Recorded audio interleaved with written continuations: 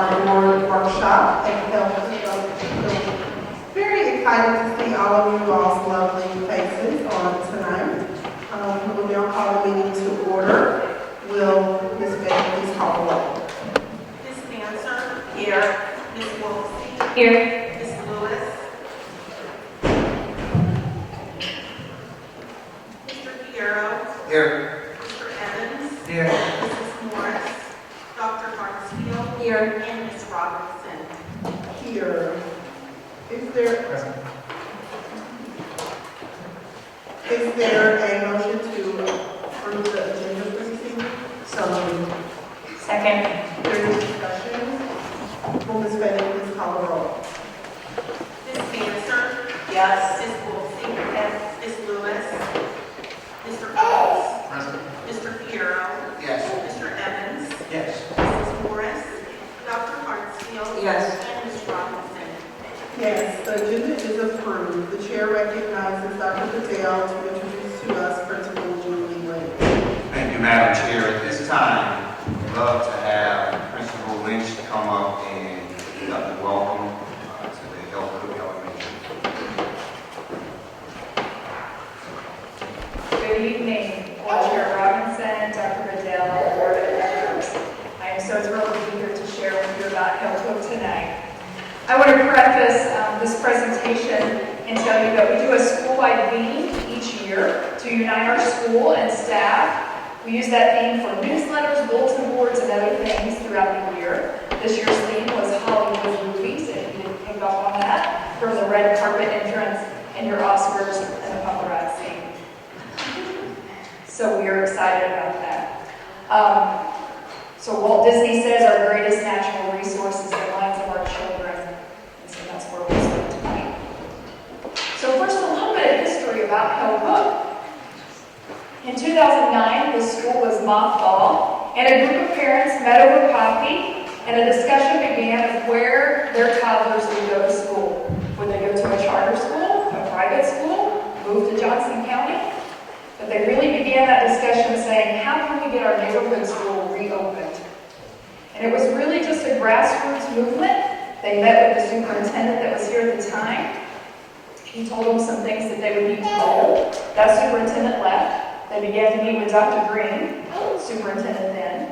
He also had some things that they needed to do. Everything from canvassing 5,000 homes to writing a feasibility plan to actual enrollment. They didn't quite meet the enrollment that was needed, but they still believed in the project. And so in 2013-14, we began a school within a school at Hartman. So we had 21 students that were Hale students that went to our sister school in 81st Minute. In October of that year, I was hired as the transition coordinator. I was currently working in the district as a vice principal. And then in May of that year as the principal. In 2015-16, we opened with pre-K through second grade, and the idea that we would add a grade each year until we became a full building.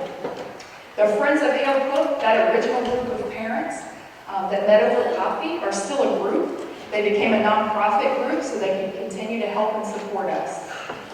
And it's just really been an amazing journey to me to see that a group of people can be so visionary. They waited 4 years for their dream to become a reality in this building to open.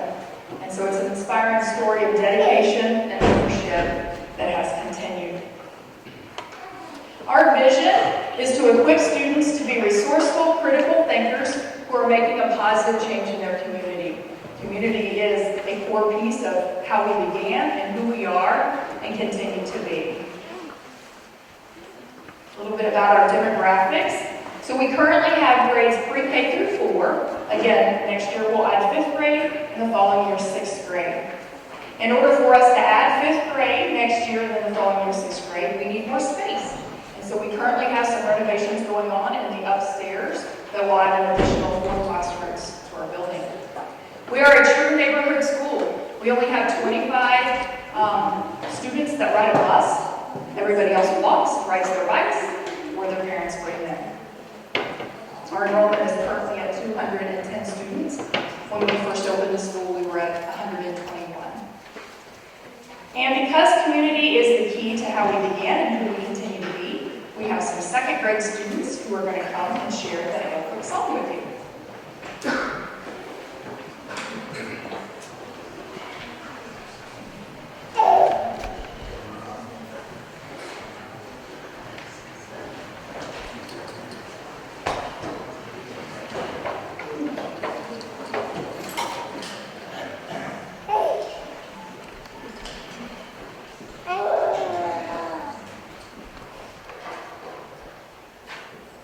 To listen to songs you once, you love for it to fill in us on the second time through.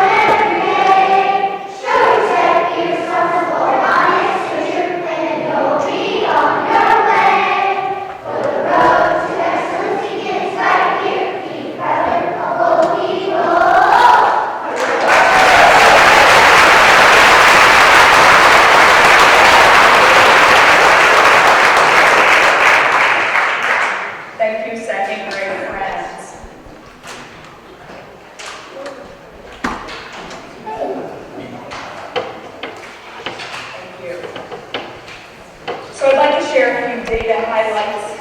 Our attendance, our 90/90 attendance, we started in 2014-15 in the 80%, and we have continually moved up. We are currently this year sitting at around 95.5%.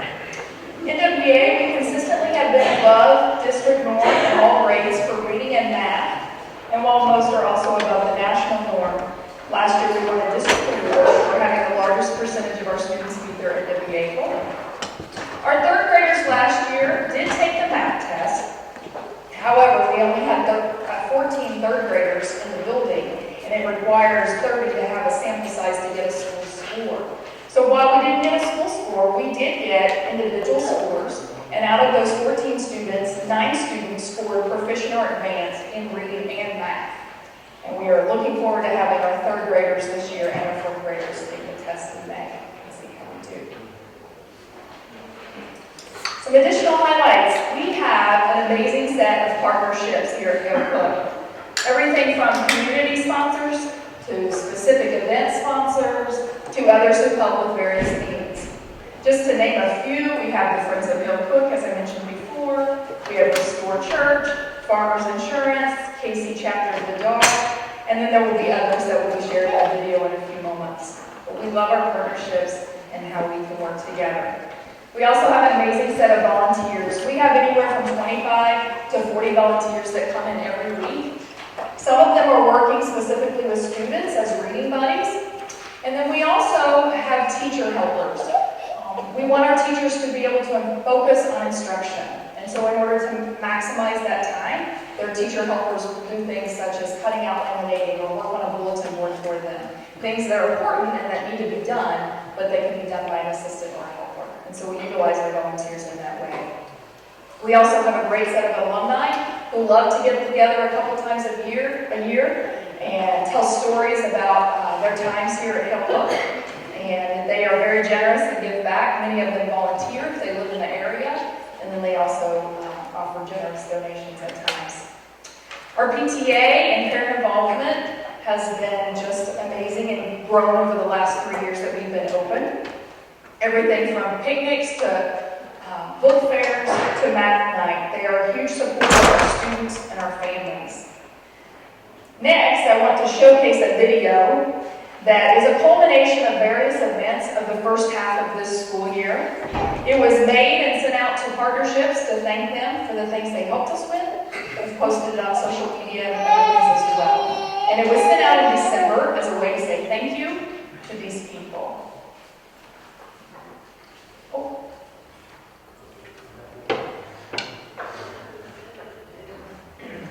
Go back again.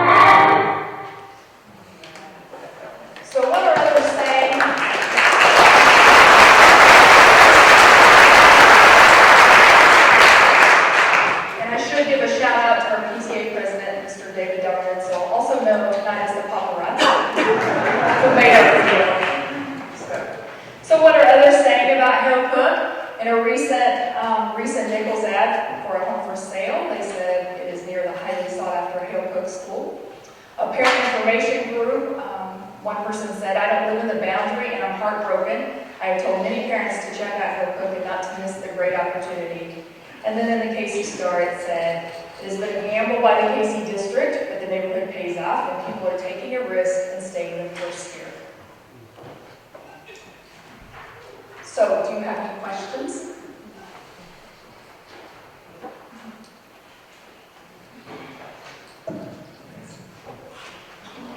Tell us a little bit about what you're doing to continue to draw families to the school, what kinds of outreach and enrollment activities you're undertaking? Absolutely. So first of all, we do a monthly tour every month all year long. We don't wait until the enrollment time or enrollment period, but every month we do a tour.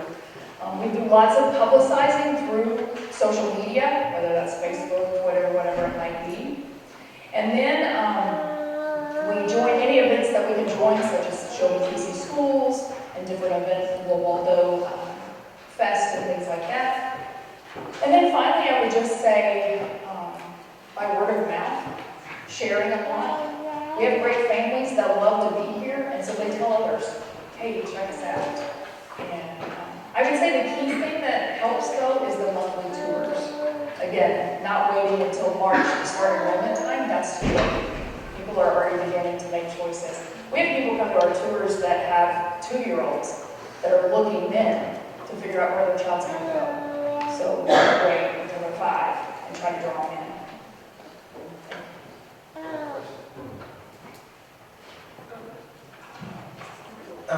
To just kind of follow up on that question, what is your capacity? Well, the building is designed for 2 classes in each grade level.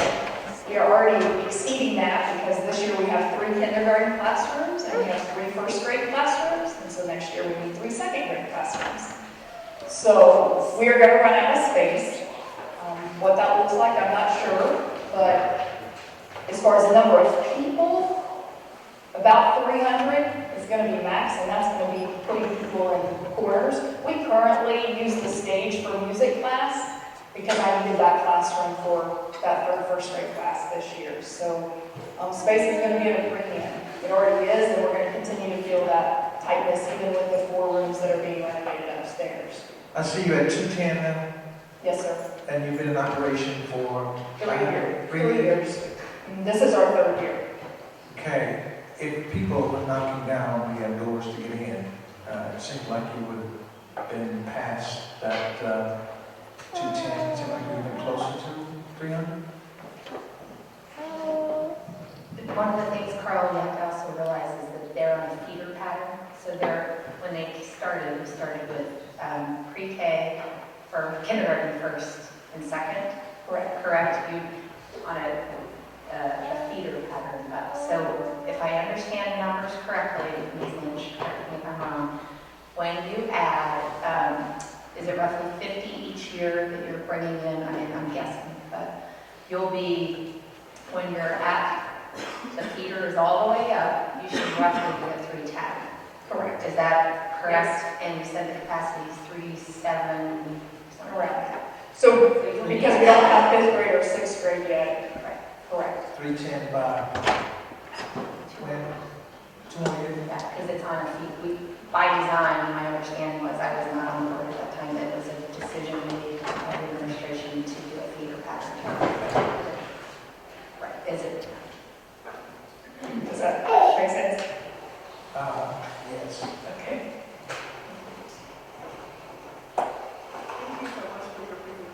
Thank you.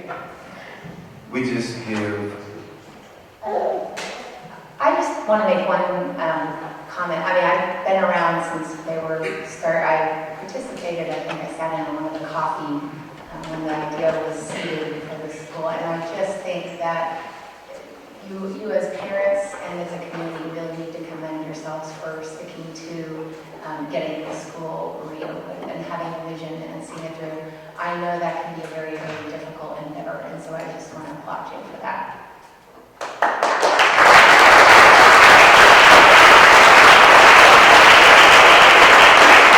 I will say this to some of the board members and staff that's here. Betty Ray's ice cream is very sensational. I've been here right around. I saw that on this list. But I also want to thank you, Mr. Lynch, for just your compassion, your commitment to this school, and clearly looking at the presentation articulates that there are indeed high expectations here, and we definitely appreciate that and wanted to just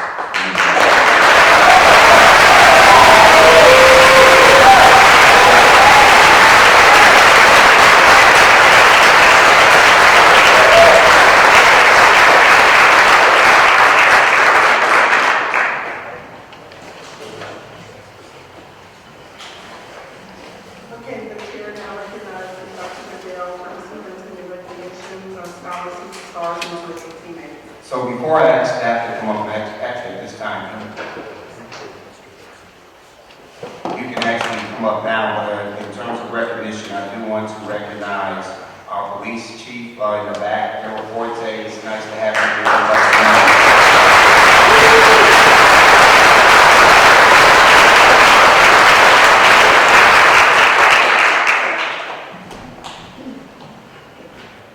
Good evening, board members, Dr. Bell. I will ask the two of you to squeeze on down here for these recognitions real quick. So tonight, I am proud to announce that our certified terrific teammate is Lula Glenn McKinney.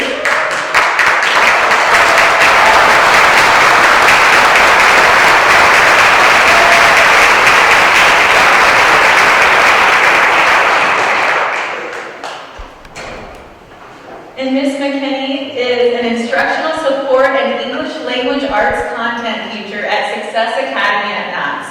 She was nominated due to her support of student achievement. According to Principal Linda May, Ms. Glenn McKinney is constantly seeking opportunities to collaborate with everyone in the building in order to ensure that the school is meeting the diverse needs of students. She works tirelessly to gather supplemental resources to help students master classroom content, and she regularly looks for innovative ways to support kids during and beyond the school day. Ms. Glenn McKinney's service extends to leading parenting classes, providing homework assistance, and providing families with guidance on a whole host of other issues. Thanks to her, families with students at Knox know their school cares about their well-being. Ms. Glenn McKinney, thank you for your outstanding service.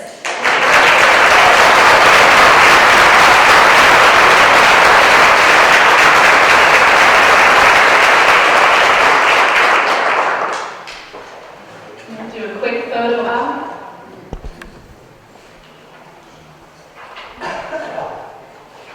I forgot the award part.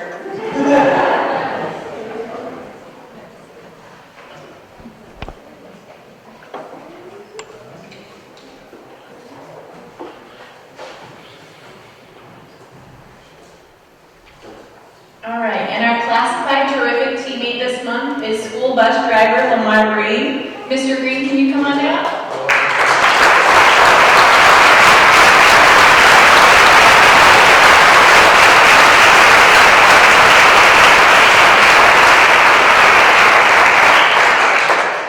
All right, Mr. Green was nominated due to his execution of assignments and initiative. He's been with KCPS for 3 years. And on Saturday, December 17th, the Central Academy of Excellence wrestling team was competing in a tournament in Lexington, Missouri. The team had been in Lexington the night before. And that Saturday's conditions, I don't know if you all remember that night, but they included snow, ice, and rapidly dropping temperatures throughout the afternoon and into the evening. Freezing drizzle and ice on the roadways had contributed to several accidents across the metro area. And due to Mr. Green, we got our kids home safely. So after arriving in Lexington, he safely transported the team and coaching staff back to Kansas City, arriving around 5 p.m. He regularly checked in with the dispatch office at various intervals during the trip to share road conditions and progress. The bus company also tracked the path of the bus the entire way using GPS technology. And school buses, as we know, don't operate super well in ice and snow, so it takes a great deal of skill and experience to do what Mr. Green did to get our kids home safely.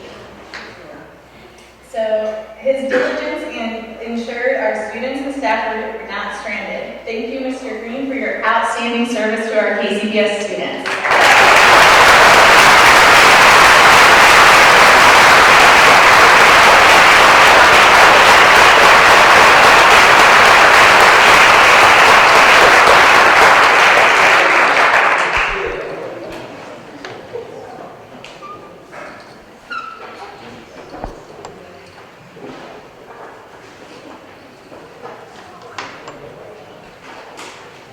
Next up, we have our Scholar Superstars.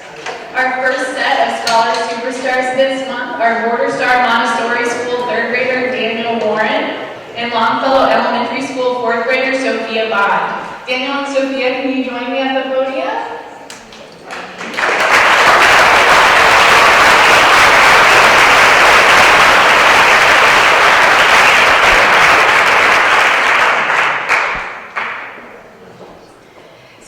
Daniel and Sophia demonstrated their mastery of English and made it to the finals of the Jackson County Spelling Bee during the first round of competition on Saturday.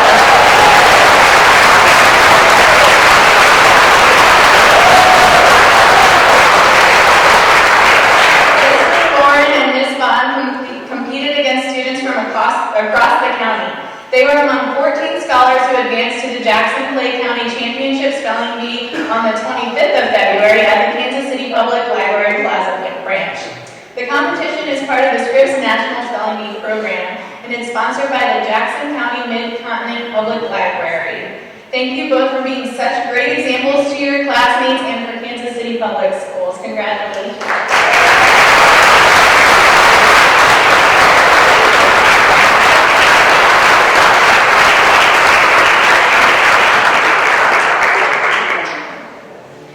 Second set of Scholar Superstars tonight are Sam Brown, Morgan Baugh, and Grace Davis. You guys can join me at the podium if anyone's here.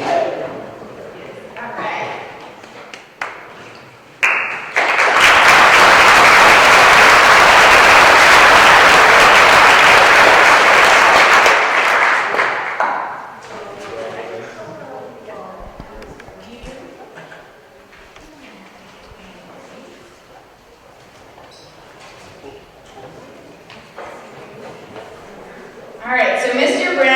Who was unable to join us tonight is a cellist at Paseo Academy of Fine and Performing Arts. Ms. Davis is a violist, and Mr. Faw plays alto saxophone at Lincoln College Preparatory Academy. All three students are being honored because they were picked to represent Kansas City Public Schools at the state's premier high school music festival during the Missouri Music Educators Conference, January 25th through 28th in Osage Beach, Missouri.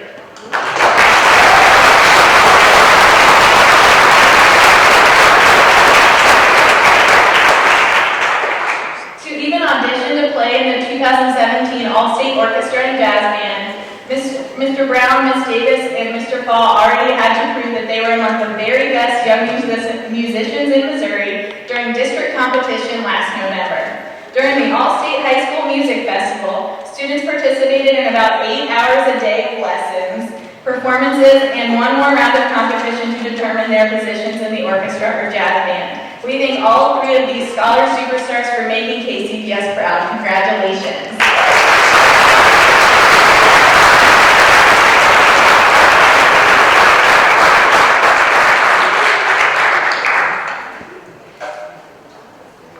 Thank you all.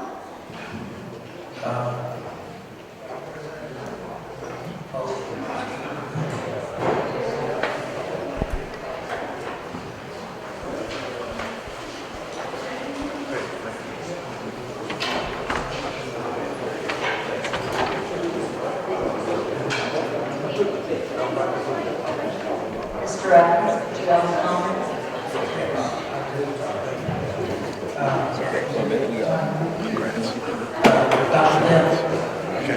Okay, yeah.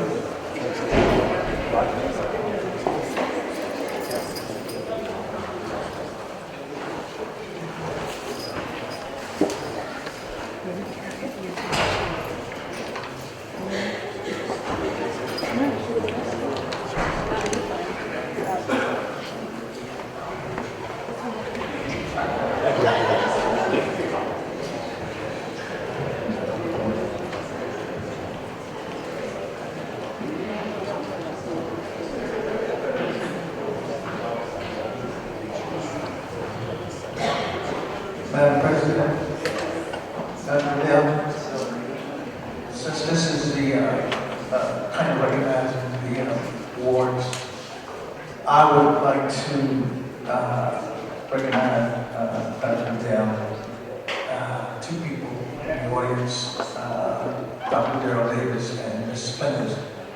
I had the opportunity to attend two affairs in March. One was I attended, and one was at the KCPS Education Forum, where Dr. Davis and Mrs. Splendors presented a education forum, and it was on the pros and cons of charter schools. And usually when you think of charter school, you would think of not always positive because of what happens when we have a charter versus a traditional public school. Doing those two presentations, not once did either one of them make any negative comments whatsoever. Their comments was simply true facts about the pros and cons of charter schools. And I would just like to say that you guys did an outstanding job of educating at those two meetings on what charter schools versus public school, traditional public schools. So I just want to say to Dr. Dale, thank you for allowing Mr. Davis to come out into the community to talk to us about such programs. Because a lot of times we don't understand the difference between the two. We know that they're there, but we don't know the true picture of what they do. I just want to compliment you guys because you could have had something negative to say, but that was not the case. And I think that we always need someone from the community to kind of help educate us with the inundation of charter schools. So Dr. Dale, thank you very much for allowing your staff to come out and do that. Thank you very much.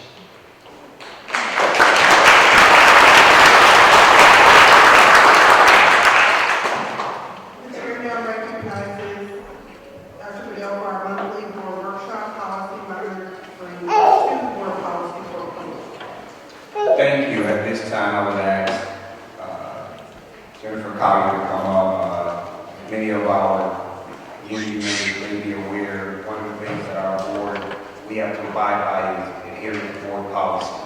And what we want to do is to ensure that we're being very transparent and open about where we are as a school district in those critical areas.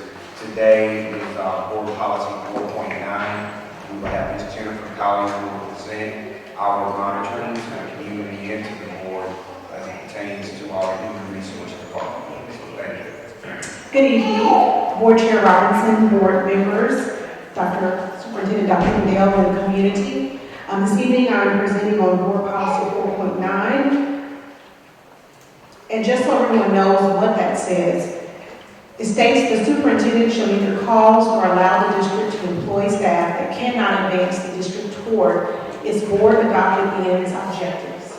And so when we consider this piece, we think about our employment of our staff and those who directly impact student learning and growth.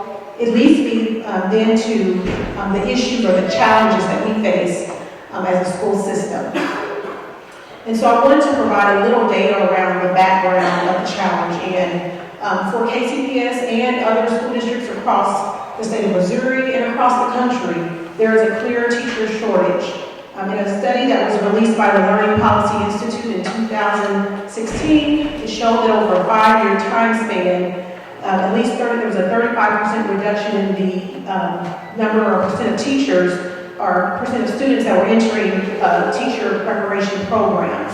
And so then we think about that reduction, we know there are then fewer teachers than to enter classrooms. To reiterate some of that previous data, we know there's declining enrollment in teacher training programs, but also the research shows that there's a disconnect oftentimes between the training that's provided in teacher preparation programs and then what districts actually need, particularly urban school districts.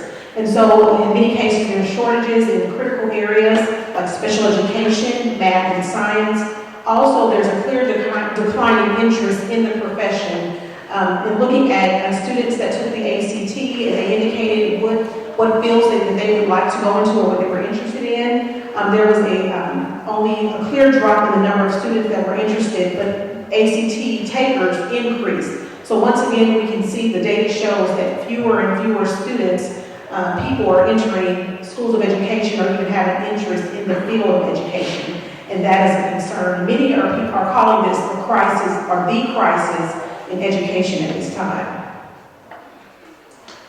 To further support this data, there was a report released from the Chronicle of Higher Education, and it was around researchers from UCLA who surveyed our nation's freshmen entering class. And if you can see, as far back as 1975, about 11.2% of students were interested in education and will probably go into that field. But when you look at 2015, that number has decreased significantly. And And at that point, we were sitting at only 4.2 college students that were interested in the field of education.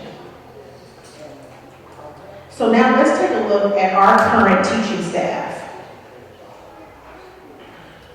We currently have 1,122 teachers. What I'm showing here is a delineation of educational attainment for the teachers that are in our school system. So you can see the percent that have bachelor's degree, master's, and specialist, PhD. I also want to make note of that very last column, and that's the percent of teachers that are certified and appropriately placed. As you can see, there are 1,091 teachers who are fully certified and appropriately placed, which gives us a 97.5% rate of certified and appropriately placed teachers.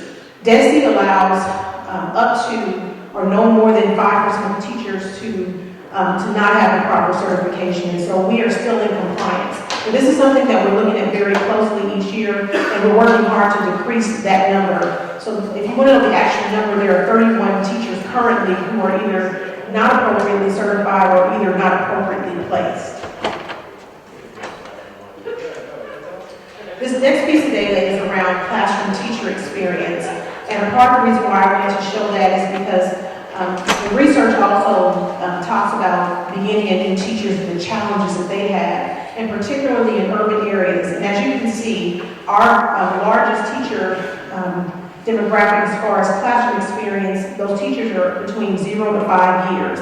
So this is something that we have to look at closer to as a school system, how we recruit and actively go after teachers who have that experience. And I'm going to talk a little bit about that as we get into the recruitment and retention strategies that I have further in the presentation. So that is something that we're taking a look at, but it also says to us as a school system that we have to make sure that we have the proper supports in place for these new teachers that come. I always say to myself that these new teachers will go somewhere, and these new teachers will become rock stars somewhere. Why not KCPS? And so I think it behooves us to do all that we can to support them and to make sure that they are successful to the best of our ability.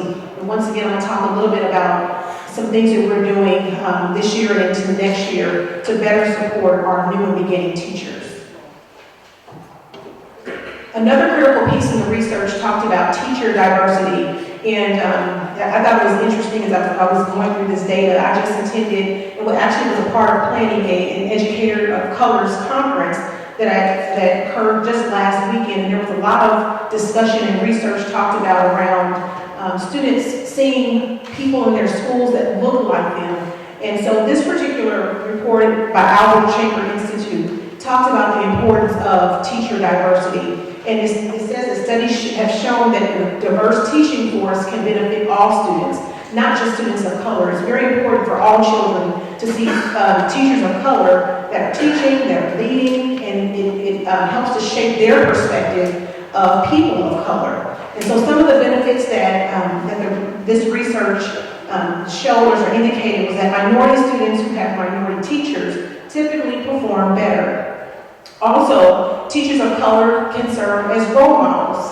And I think that's a really critical piece as well. I think it's so important for students to have role models and have options of what success looks like and what a positive behavior looks like, and especially for people that look like them. And then also the presence of minority teachers helps to reduce prejudice, bias, and stereotyping.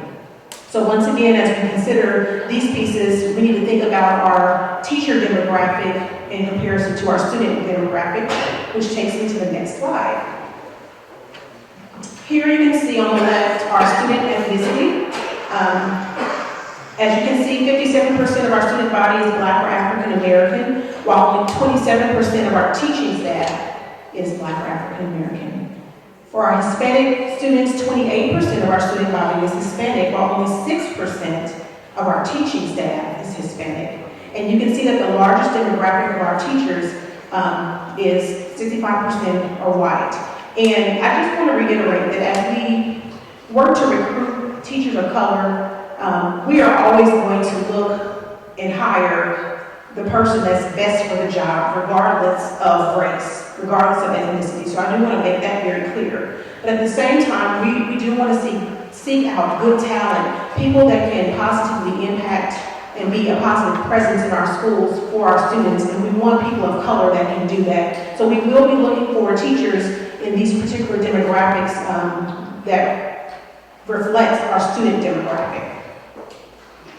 So this takes us, I'm going now into some of our goals that we have set for ourselves, and so each year over the next 3 school years, KCPS will increase the number of minority teaching staff by 5% per each ethnicity group. And the 2 groups we're focusing on are the 2 largest demographic groups here in KCPS, and that's the Black and Hispanic students. So by school year 2020, we'd like to see 41% of our teaching force African American, and then 21 of our teaching force Hispanic. And this is going to require a lot of work. It's not going to be an easy task, because the other thing that the research shows that fewer people of color are going into education. So less teachers are going in, but even fewer of color are going in, and they're finding that the turnover rate, or people who are getting out of the field of education, are people of color in higher numbers. So we have a great challenge before us as we set these goals, but we're going to work really hard to get people into our classrooms that reflect our student demographic and that can serve our students well in terms of student achievement and growth. Another staffing goal is each year over the next 3 school years, KCPS will reduce the number of vacancies at the start of a given school year by 50%. So you can see from last school year, 16, we began the year with 20 vacancies. This school year, we began with 16. So we would like to cut those numbers in half each year, so that by school year 20, and I like to say we want to have 0 every year, but these are some of the goals that we are setting for ourselves so that we continually reduce the number of vacancies. We want all of our teachers, all of our students to have certified teachers in their classroom and not have to begin the year with subs.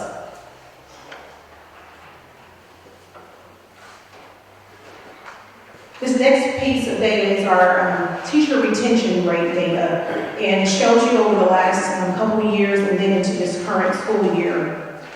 So we've been hanging somewhere around 87%, 86%.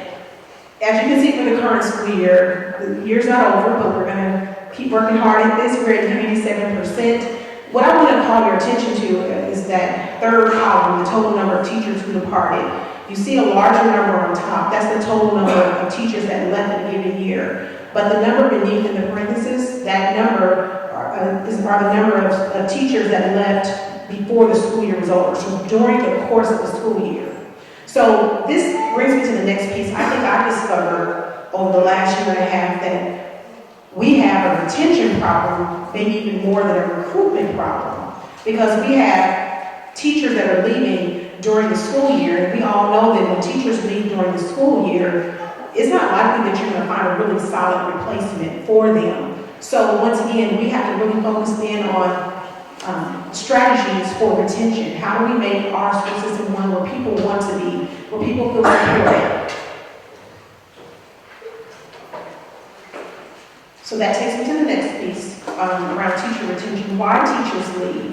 I was just looking at some data presented by Paul Katnick, DESE. He just presented this earlier in 2017, and he was presenting around reasons why teachers are saying that they are leaving schools or the field of education. And so the statewide data is on your left: family reasons, lack of administrative support, lower salaries, and challenging working conditions. The right side shows the KCPS exit survey data as of this year. So for the surveys that we've taken over the course of this school year, those are the 4 highest, most frequent reasons why people are saying they're leaving. They mentioned lack of training and support. We saw that quite a bit. Lack of resources, student behavior, compensation. So these are things that we're looking at. We're sharing this data with our leadership at central office, but also our leadership in schools. Dr. Lewis will be sharing this data with principals, so they have this information as well. Because it gets back into the culture of the school district and the culture within schools, making sure that teachers truly feel supported and prepared for what they're going to face when they enter a classroom. We know that urban environments are different than suburban environments. There are different challenges that our teachers have to face when they come in. So we want to make sure that they're well equipped and able to truly support and to help our children in ways that will allow them to learn and allow them to grow and allow them to thrive. So here's our retention goal. Each year over the next 3 school years, KCPS will increase the teacher retention rate by 1%. And so you can see that data over time. So by school year 20, we're hoping to be at 92% retention rate. We know that there are a number of variables that come into play in terms of people's decisions about whether they stay or go, but these are still goals that we want to set for ourselves. We want our teachers to stick and stay and not just start here and then leave us. I do want to make note of the data for this current school year. Once the school year ends and we've completed everything, the data may be a little bit skewed due to the retirement incentive, but we can present out on that data once we've finalized this school year. Excuse me. So, with all of that data that we've just shared, we know the background of the problem. What are we going to do about all of this? That's the question. What do we do? So let's talk a little bit about some of our recruitment strategies.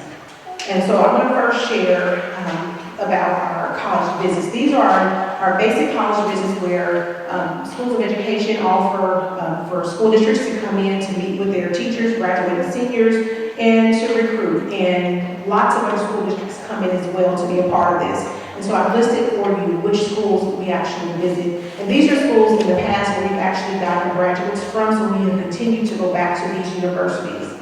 The one that I would really like to focus on is the second one, and that's the specialized recruitment at local schools of education, because this is something that KCPS has never done before. And in our visits with universities, they're telling us that they've never seen any school district do this. And this is where we have been reaching out to schools of education, to deans, and saying, can we come in and have a personalized visit with your students? Can we come in to talk about our school system, the great things that are happening here, what we provide for our students, what we provide for staff? And some of the people that have attended these, with Dr. Goodell, we always take 2 or 3 principals with us, and then I usually attend or someone else from HR. But we form a panel and we just pretty much answer questions that they have of us. And I have to say that I've never seen recruitment this way, the way I've seen it with Dr. Goodell. I feel like I've actually learned a lot from him around recruitment because he has the most honest, candid conversations about what it will be like to work in KCPS. And it's very honest, but I think what it's done is it's caused people who realize that they are not up for the challenge. They don't waste their time coming and talking to us afterwards. They smile, they say thank you, and they go on their way. But then there are core students that come over afterwards and say, I want to sign up for that. I want to be there. I want to be a part of KCPS. I want to be a part of what you're doing. And so these visits for us have been amazing. And we've seen really positive results from these visits. And so the 5 universities that we've visited over last fall and early spring have been UMKC, Park, Rockhurst, William Jewell, and Avila. And so in thinking about those specialized visits, we then had our KCPS job fair on February 4th, and we had higher numbers at our job fair than we've ever had. We had 185 certified candidates to attend our job fair. Many of those people were people that we visited on these specialized recruitment trips. Many of them came up to tap me or to tap some of the other principals that they had encountered, and they were very excited about being there, and they were very eager to work for Kansas City Public Schools. So what we did right after that, we sent out letters of intent to those who received blue cards. And so the way it works at the job fair, the teachers interview first with principals. Principals decide those people are people that we want to take a second look at. These are people that we think we want to hire. I'd like to have this type of teacher in my school.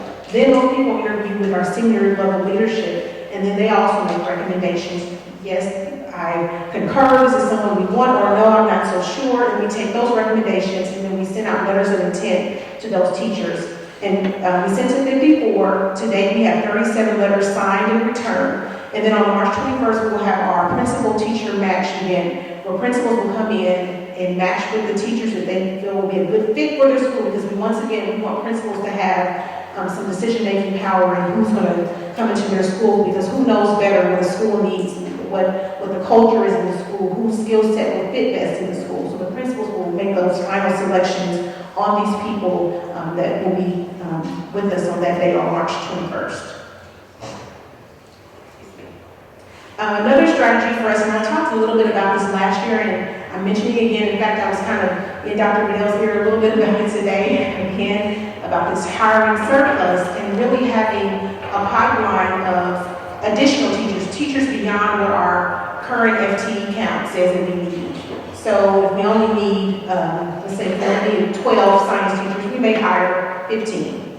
We have a few extras. And so the idea behind that, these are really just for our hard-to-fill areas.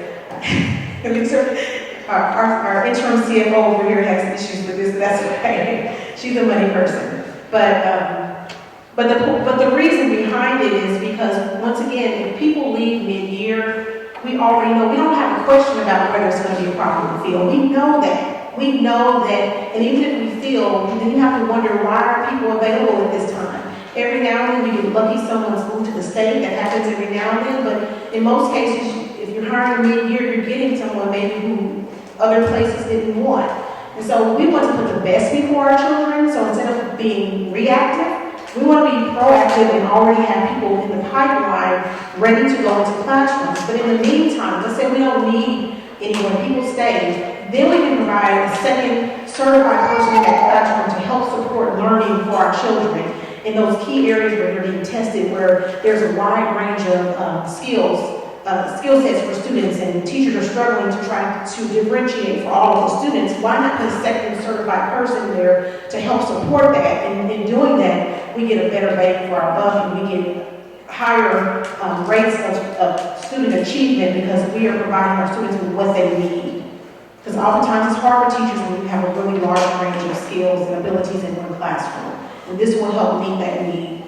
The other thing is our strategic outreach to our historically Black colleges and universities, and also our Montessori programs. Some of these areas are, the Montessori piece is one that I'm familiar with because I was the former principal of Border Star, and I know personally how challenging it is to get Montessori trained teachers, but also Montessori trained teachers that are certified to teach. So you can find a Montessori teacher, but then they may not have state certifications, and then you struggle with that piece. So some of what we're doing, we're going to Southern University. Our science coordinator, Dr. Philip Jones, has already gone for one visit for a PD day, but he will be going back for a recruitment day. He also used that opportunity to introduce KCPS to the students in the School of Education, so that when we go back, they already know who we are.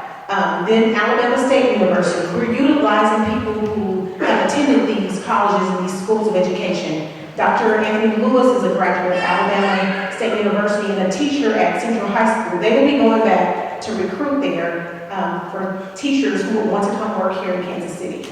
Oakwood University, our interim chief legal counsel is a graduate there, and he will be going to speak, and he's also going to be recruiting from the School of Education there when he goes. And then for Barry University in Florida, our instructional technology coordinator, Javier Alfonso, is a graduate there. And this is one of the few universities that offers Montessori and state certification. So we're going to recruit from that School of Education as well. So these are the four that we're looking at this spring. We're going to be adding on to that in the future.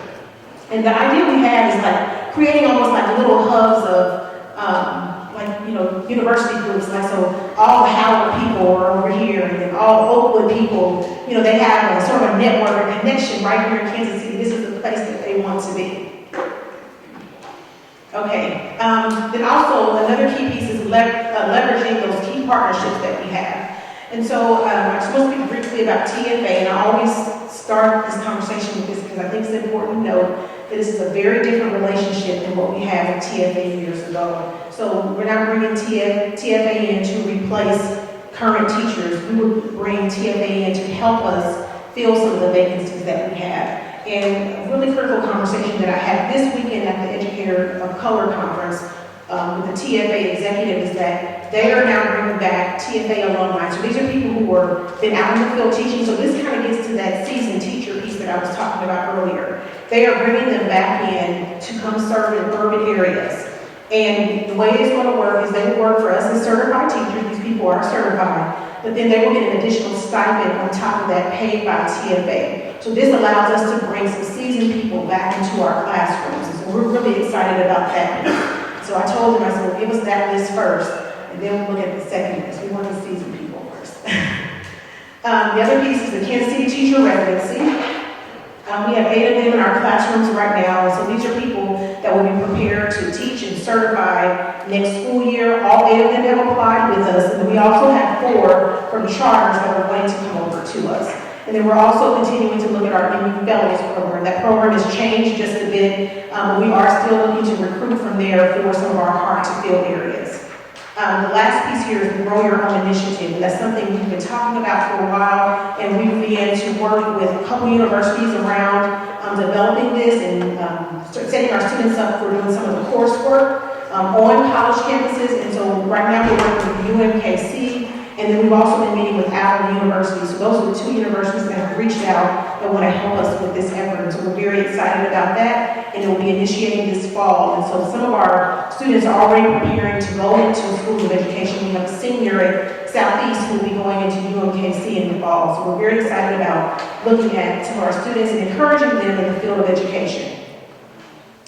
These are some of the places where we post our jobs. People ask all the time, where are your jobs posted? These are the sites, and I put in bold the ones that we have the highest yield. We get the most hits from our Talent Recruit and Hire, and then second, Indeed. And so these are all places where we are putting our jobs out there. So people are, when they fill out the application, they indicate to us how they learned about our job, and so they will put one of these in, so we know then which sites we're attracting most of our teaching and other candidates from. For retention strategies, compensation, that's key. I'm going to try to make this brief and get through it. I feel like I've been talking a lot. Retention strategies, so compensation. Right now we're in the top 3 in terms of starting salary. But one of the things that we may have to look at, and I mentioned this I think on Friday, is looking at what that salary range looks like in the middle, because I don't know if we're as competitive in the middle. And if we're talking about getting seasoned people or retaining those with experience, we need to make sure that that middle is more competitive. So in hindsight, that's probably something we should have looked at, but I can say that we are attracting people on the front end, which gets to my point again, I don't think we have a recruitment issue, but we do have a retention issue. Also, mentors. Every new teacher coming in is assigned a mentor. This is arranged through the Curriculum Instruction and Professional Development Department.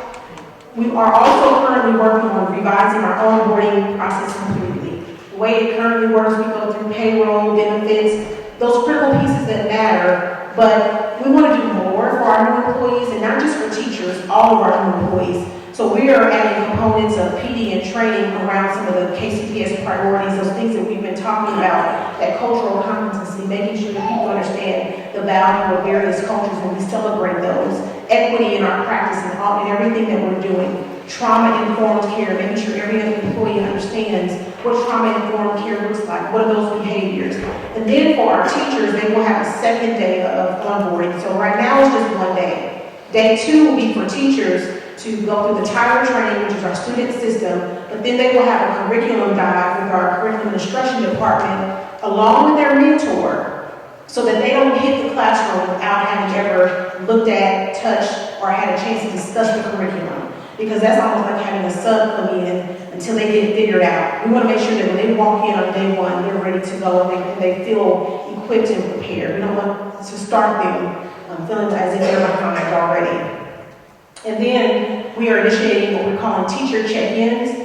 This is going to happen quarterly as we move forward. We're having our first one on March 23rd. And this is where we bring all of our first and second year teachers together, and we hear from them, we find out what their needs are, and they have an opportunity to tell us before they even come what some of the things that they would like to hear about or what they want to discuss or questions they have, so that we can be prepared to answer some of those for them when they arrive. We'll have some of our key leadership there, we'll have principals there, depending on what the needs or the questions are. But the main thing is that we're checking in with them, they feel connected, they feel heard, they feel supported, and that if there are issues, we can quickly intervene before too long. And so we will keep touching base every quarter just to make sure that we're doing all we can to support all of our beginning and new teachers.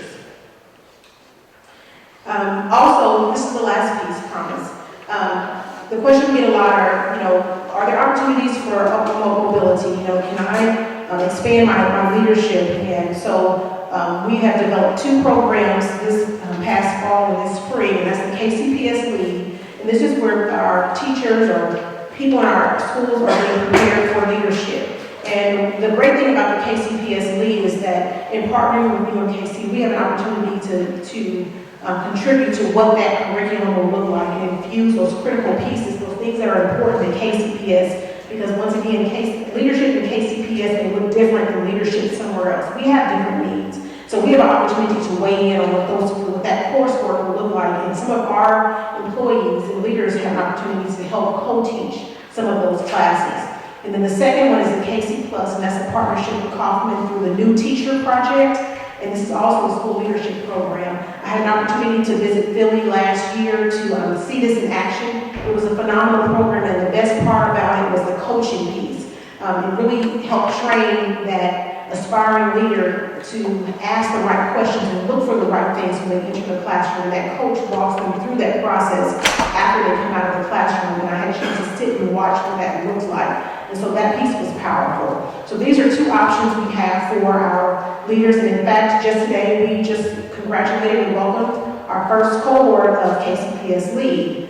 After a long day of interviews and STAR administrator interviews, we believe we have the right people for the cohort. We're really excited about this possibility as we move forward. Questions?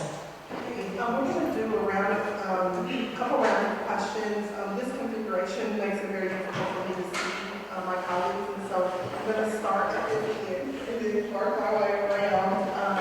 And if you don't have anything to add, just Well, I would like to just commend you for a very thorough, amazing presentation. Because every question I had, by 2 or 3 slides after that, you had answered. So, See, and my colleague said I was too long. this was thorough. Thank you. Commend you on the surplus approaches for us teachers. I have a strong opinion that if we can predict the problem, then we should be able to come up with a solution for it. So, and figure out what that takes for a budget standpoint. So, thank you.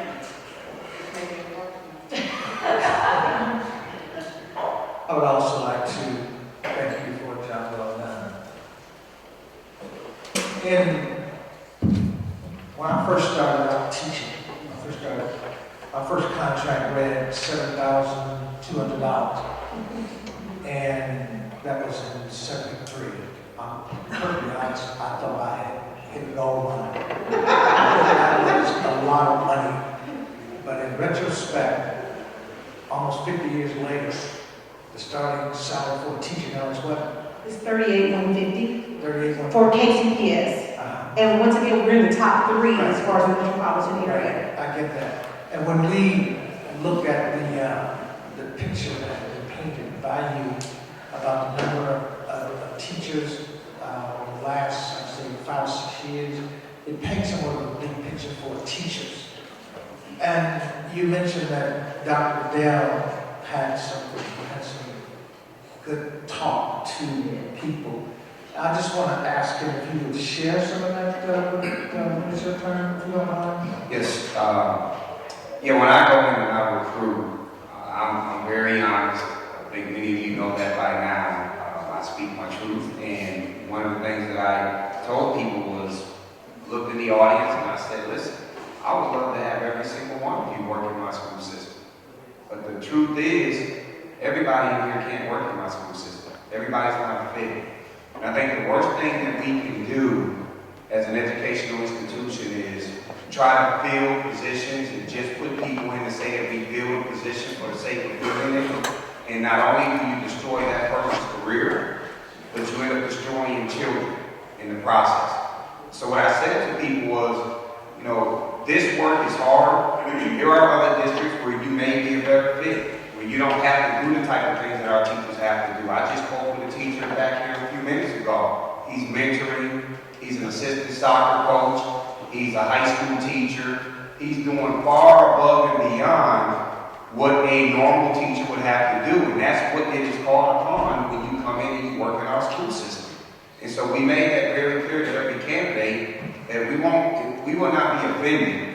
And I know that it's an interesting way of recruiting, but in essence, what it did was it really pumped people up it got people motivated because they felt like this is a challenge. At least they're coming in, they're being very honest with us about what they are, in terms of what we need to do to serve children in an urban school system. And I think it's made a difference, as you saw with the numbers, the turnout that we had in our Job here. Amazing. Thank you.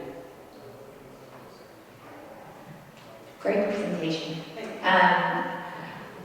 I've got a couple of things. So data mining, which you and I just had many conversations about. So I love the data at the very beginning. What I am interested in maybe challenging us with is going deeper and finding patterns and relationships within the data as it relates to especially the retention issue.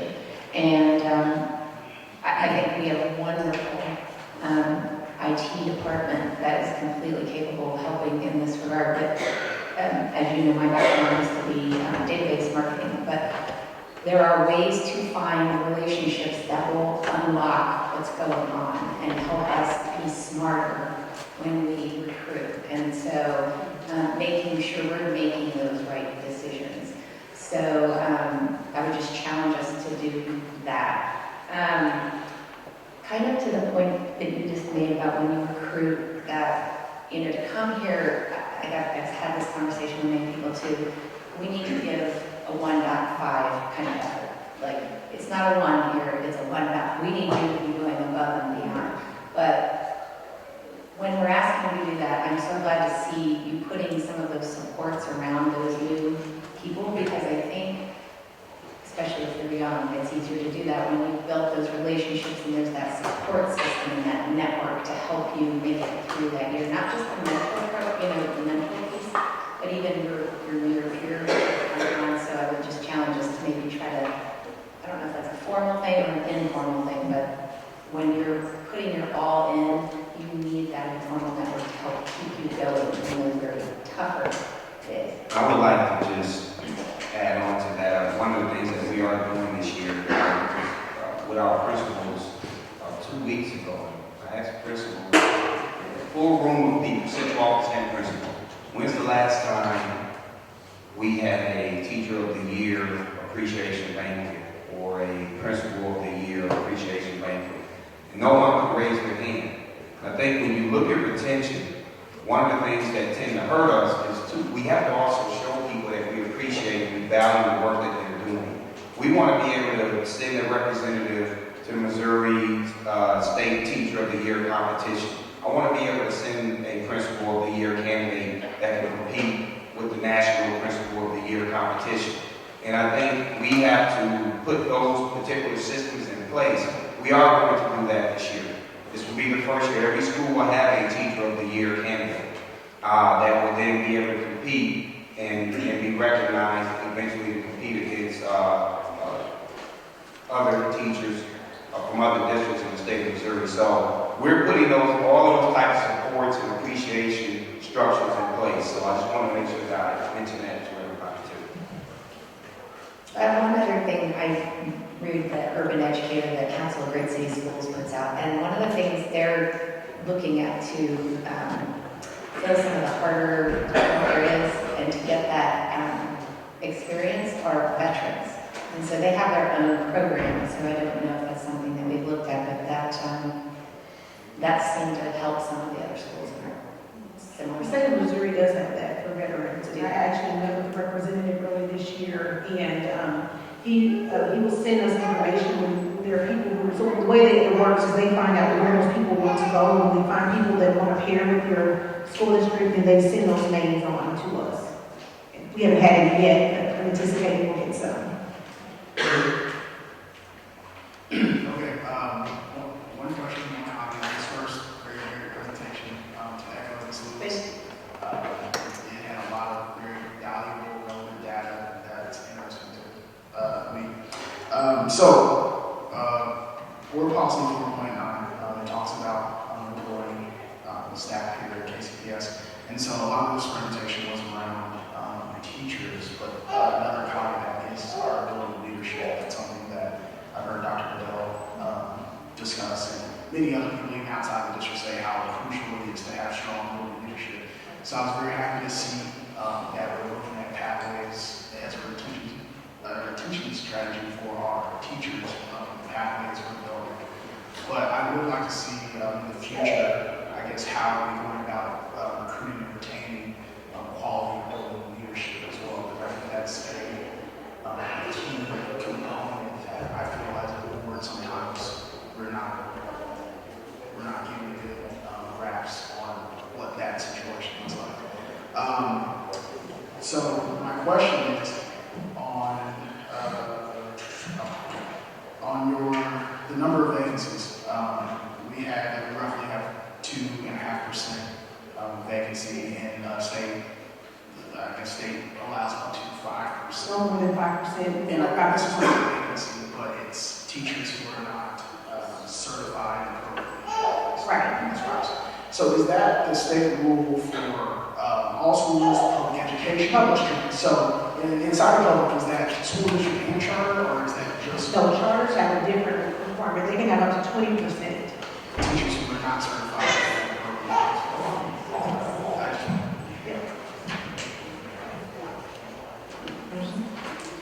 And I think that's really important, and I was just having a conversation with the board member earlier today about some of the people who are coming into education. I'll just use this person for an example. I'm not going to say the name or where they are, but they have a background in biology. And so they have a degree in this field. And I believe even an advanced degree. They're just not certified, but they have that deep content knowledge. Well, this is one of the people that's in that 31 people that aren't fully certified, but they're currently in one of our classrooms. And from what I'm hearing from our curriculum team, this person is doing an amazing job. Is becoming a rock star, one of our best science teachers. They don't have a certification, but they clearly have the content knowledge and the ability to connect with students and to cause students to want to learn and to learn what would be considered a really complex subject matter. And they're doing well at it. They're not certified. So we're looking at people like that. How can we then help those people then attain that certification? Because we're seeing more of that. We also have one of the people in that group, I'll say a 6th grade teacher who has one of the highest test scores in the district. They're not a certified teacher. So this is where we get into the challenge with some of our principals who say, I'm not letting go of that person. I know they're not certified, and we have a battle with them every year about it. But a part of me sometimes feel like, should I really press them on that? If that person is producing and getting the results that we actually want to see that's not happening in some other classrooms. So it's a challenge because we have our state requirements, but then also we're looking at student outcomes. And how do you reconcile those two pieces? And you went to my next point, which was, along with that, was just there is a lower number of people entering, I guess you could say, the traditional college education now. So it does take alternative ways for us to see to get those highly qualified, very great teachers that have certification as well. So right. Thank you so much for the presentation. You answered a lot of my questions. I think I'm very struck by, which I recognize this, I've seen this data before, I'm very struck by the declining interest in education as a profession. And it's interesting, it sort of causes me to wonder too what higher education is doing and thinking about this, because traditionally, over many decades, schools of education were considered to be cash cows for universities. There were large influxes of students in the schools of education, and that helped cover some of the costs for other fields that would have lower enrollment. It's looking like schools of education may be facing some challenge. So I guess this is not a question as much as an encouragement to say I hope that we can help push some of that dialogue in higher education as to how they're doing recruitment and the kinds of supports, scholarships, and resources for students entering fields of education. I know there are oftentimes lots of university scholarships for STEM fields, less so in schools of ed. And so we really need our higher ed partners to step up big time, and I hope we can lead that conversation if we feel it. Yeah, I will tell you that we are doing that, in particular with UMKC, but also will tell you that some other universities. We have also formed partnerships, but the one that we can talk about growing your own model and really thinking about their urban education program and looking at how that can be revamped. Dr. Perry just texted me a few minutes ago because he and I have been in constant conversation around what this partnership should and will look like in the future. And then we have a responsibility too as educators. Part of the reason why I became a teacher is because of my home teacher. And he told me I was going to teach. He and another social studies teacher who taught me government when I was a senior. And I told them they were lying. I thought I was going to the NBA like most kids who play sports. But they had planted the seed in me. And I think we have a responsibility as educators to get out here and do our part to grow our own profession. And that's something that we're going to be working with our staff and everybody across all of our schools to do that. And we started. We have a student at Southeast that is enrolled and been accepted to UMKC. I know Ms. Dr. Davis was talking to her. We're going to provide her a laptop from some of the support groups that are out. It's also my understanding that she went and spoke with some representatives from UMKC, and the last I heard was that she was going to be receiving a sizable amount of money to actually go to school as a result of her wanting to go into elementary education. Our job then is to nurture her all 4 years and then get her back into our school system to give back. I think the other point that I'd like to make is that given that it's going to be increasingly important that we try to cultivate interest in teaching and education within our own student ranks, and we have a very aggressive goal around recruiting more Hispanic teachers to this district. We have the benefit of educating a very large population of Hispanic students. Right. And those students are going to really benefit from increased attention, as well their families may need additional guidance and coaching and encouragement as for their own students to look at teaching as a field and help them navigate that process among some of the partnership higher ed schools. So I hope those are things that we can do and continue to push.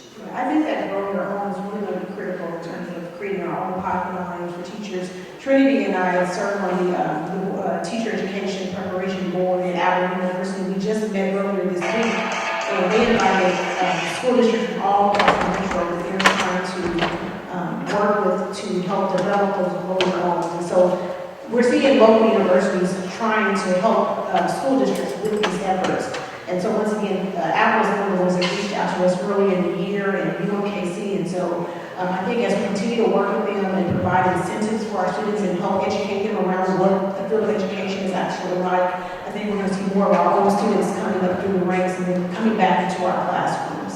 And so I think that may be our best way to go at this point, really training of our own and providing them opportunities for our kids that we'd like to see anyway for them. I do hope to follow on Mr. Oates' comment and Sylvia Ryan's comment.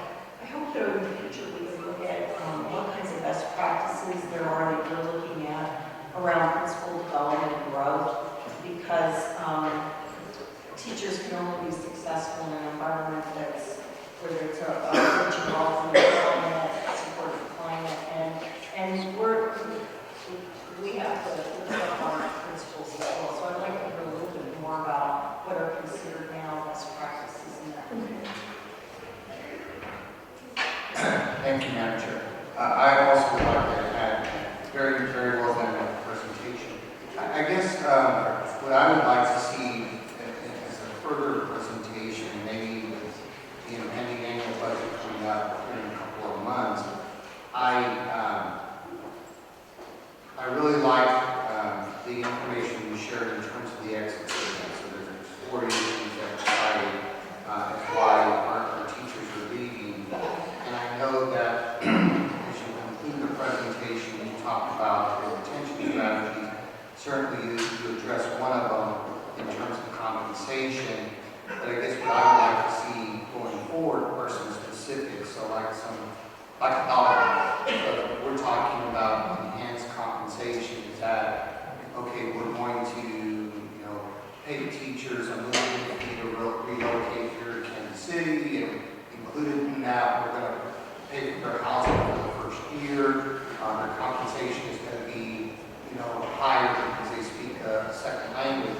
And then even in the other areas like lack of resources, what exactly is that? Again, what is that? What is the cost? So as a board, we can say, we agree with this, and go ahead and spend the money that you need because you've already painted a picture here that we have to retain the folks that we have, and we need to recruit more here. So those would be my comments.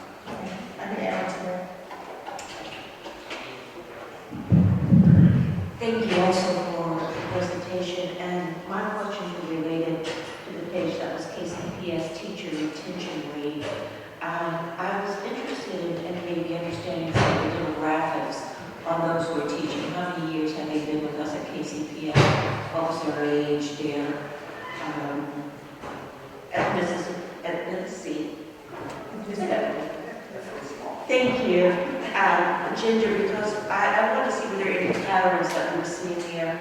And secondly, I was interested in those who leave mid-year.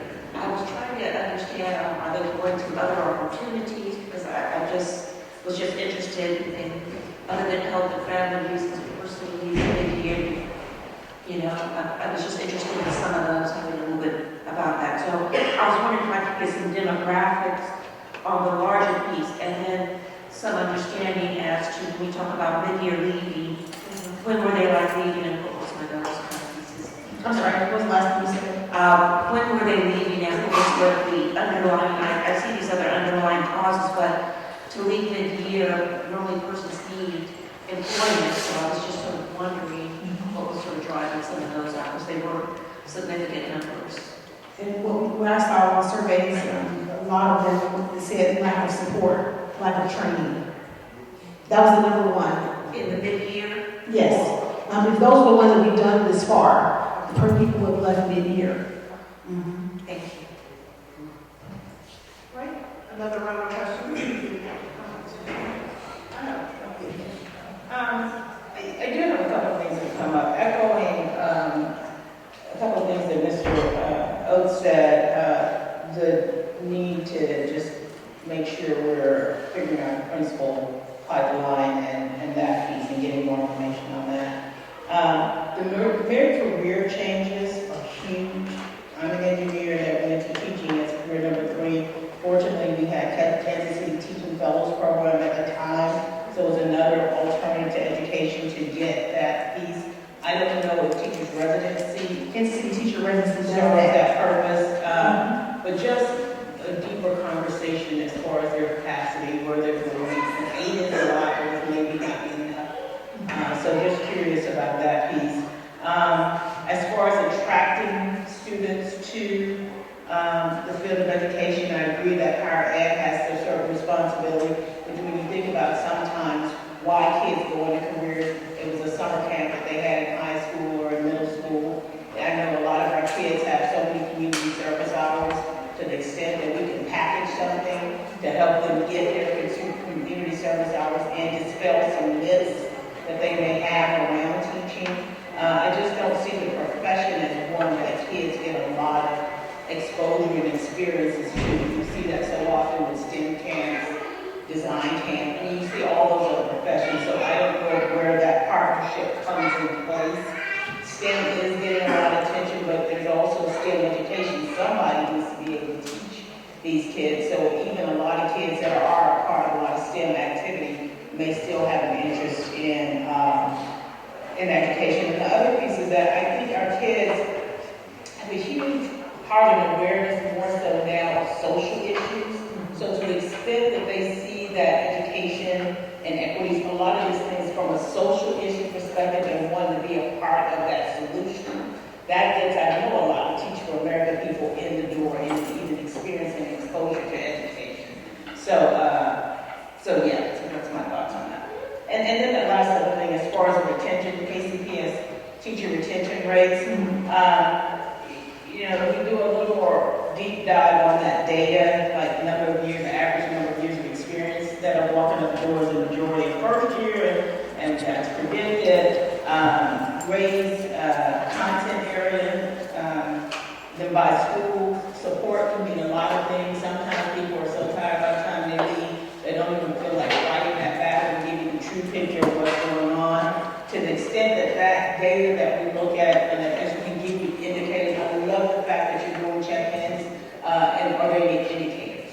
Yeah. You know, and can those teachers, even though they're leaving, help us be a part of something? What can we do different? Right. Because as a teacher that was exhausted and had those 5 years, I know what it's like in that classroom. I know what it's like in a tough environment. I think we have to get radical on how we support teachers in the class. I mean, get radical.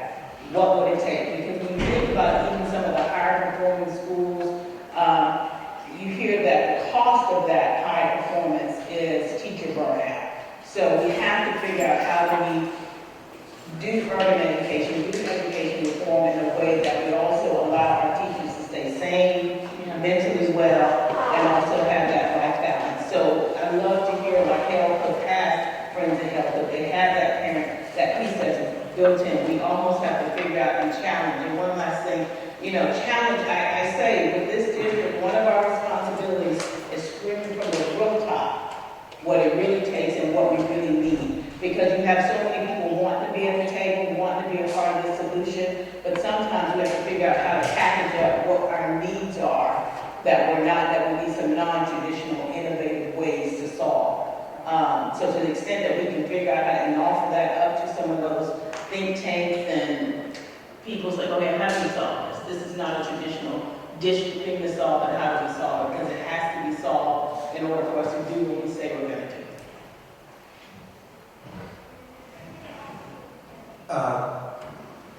Ms. Connery, you have been around and several of your colleagues have been around long enough to remember when Dr. Covington put in the budget money for bonuses for teachers. And I don't know what happened to that program. But I think we're one industry came to sit and know that in KCPS that do not give pay for performance. Is that, Dr. Waddell, a union piece, or is that something that just went away? Why is it that we don't do pay for performance? I've never understood why we didn't do that. We did. Anybody know? I don't have an answer. I was here as a parent back when the 2007-2008 recession came, and there was tons of federal money in the, I guess it was the PARK program, and they had the Pioneer. There's a teacher out here that they may remember, which was the Pay for Performance pilot. I think it was a couple, 3 years. It just ended. It just ended. Okay, so there should be data because, again, back to one, the money's not there anymore. It came through a federal grant, but and did it have the effect that it was supposed to have? That's the thing. If you look at the data, you don't see necessarily the improvements that we would have liked to see. That's the standard.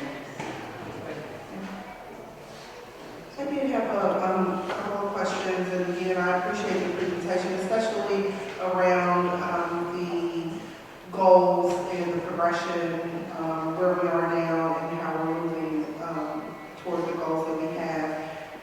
Can you help to explain how we, in terms of filling vacancies based on state requirement, because I'm very interested in the conversations around equity. So in order for us to meet the baseline, which is accreditation, following the state requirements to fill vacancies versus looking at what we really need, because we're not like every other district in the state of Missouri. So to come to it from a place that, we can meet the requirements only versus looking at what do we need to do from an equity standpoint. So for example, when we look at enrollment, we say that each building gets this amount of staffing based on the enrollment and then also based on the state requirements. And we're not looking at it more precisely around what that specific building needs in order to be successful,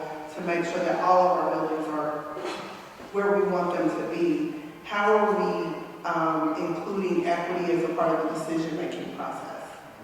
You want me to answer that? What I will tell you is, it's kind of no different than what you all, the votes that took place for the master plan. One of the things we did differently there said that we would, in grades K through 2, have a smaller student-to-teacher ratio so that we could enhance the proficiency level in reading in particular.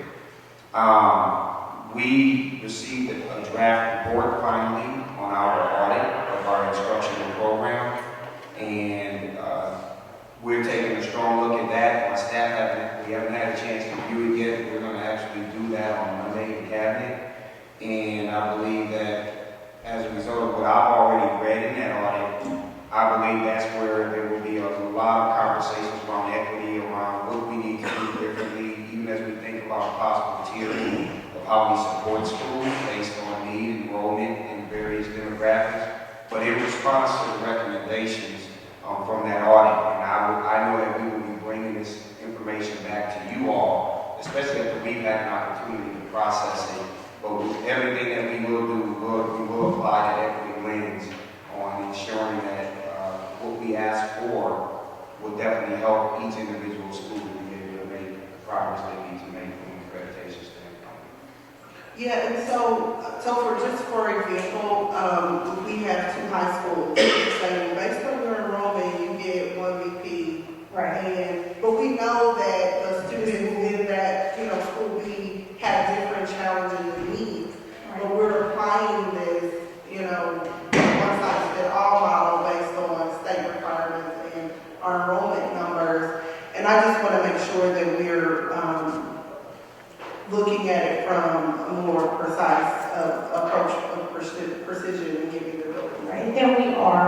We just started having our staffing meetings with our principals, so we got our projections and we got the number of FTE that they will be allotted based on that projected enrollment. We send that information out to them so they can process it. We tell them we will schedule meetings with you so that we will have you come in individually to talk about what has been allotted based on this projected enrollment, and then they have an opportunity then to advocate for what they think their special needs are for their school. So each principal has a chance to voice that to us. And so in those meetings, we've been hearing about some of those things and trying to weigh what can we add, and also thinking about being fiscally responsible and what we have to work with. How can we meet some of the needs, and what are the real priorities? Because some people come in with a long laundry list of what they want. So we have to say, okay, if you only can have one of these, which one of these things do you really need?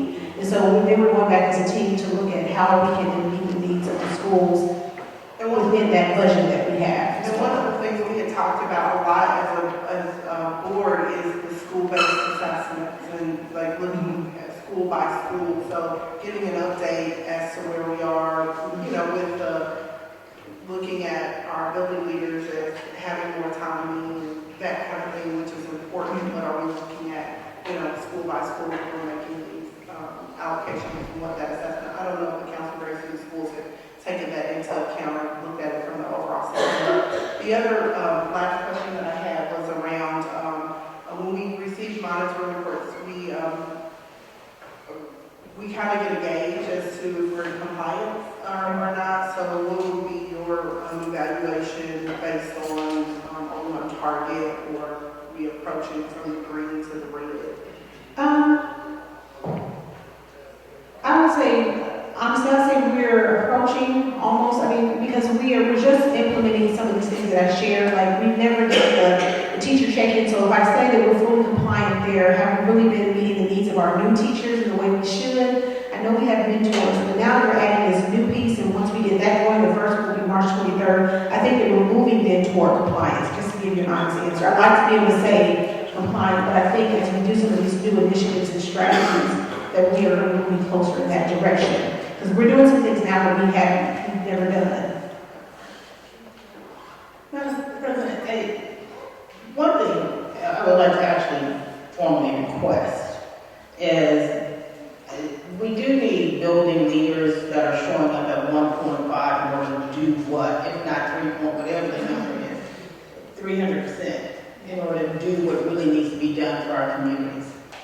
Just as I'm concerned about teachers' mental wellness and sustainability of being able to do this level of fighting, I'm concerned about our building leaders as well. So I would like to actually know. I know this is the projection of what Desi says or whoever says that here's your FTEs. We've asked the principals. I want to see as a board member, what does it take? What does it really take? Because I never get that full picture, because then we also always have to factor in budgets, we always have to factor in other limitations, but I've yet to get that full picture in order to turn, because we don't have a lot of turnaround conversations. I mean, in some of our schools, when I taught in one of the charter schools, I felt like we had a fully staffed building full of students. It was really an alternative school environment, but nobody ever would say that. Given the level of needs that the kids showed up with, given the behaviors, all that stuff. So then you had a full 3 or 4 times the size of a traditional alternative school. Not the ratios, not all that stuff, but we just kept chugging along. So it really goes back to some of our schools not having a vice principal because the numbers doesn't, but we all know that we need one. So I really, really want to know what's needed and what it takes to serve our kids at the level that we need to serve it in the collapsed time that we need to do it in, but also take care of that staff and take care of that so that they can do it for more than a year or 2 years. All right, and I think we'll be able to come back and give you all that information. I want to know what it would be, and then we'll see what the real gap is. Right. Can I say one thing? I was thinking, our principals are clearly telling us what those needs are. They have no problem letting us know. And if you have a principal that can't tell you, that's some information too. If they can't tell you, here's what I really need to do, what I need to do, then that's some information too. I think that is very important information because I would like the public to know this is the gap.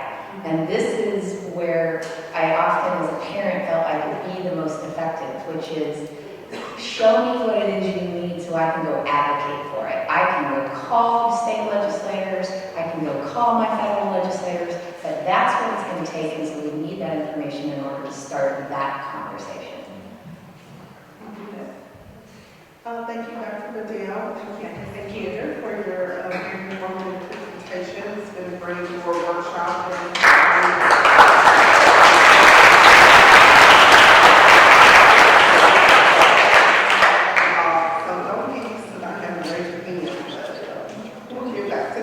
But Dr. Bedell will now introduce the March 22nd business meeting item.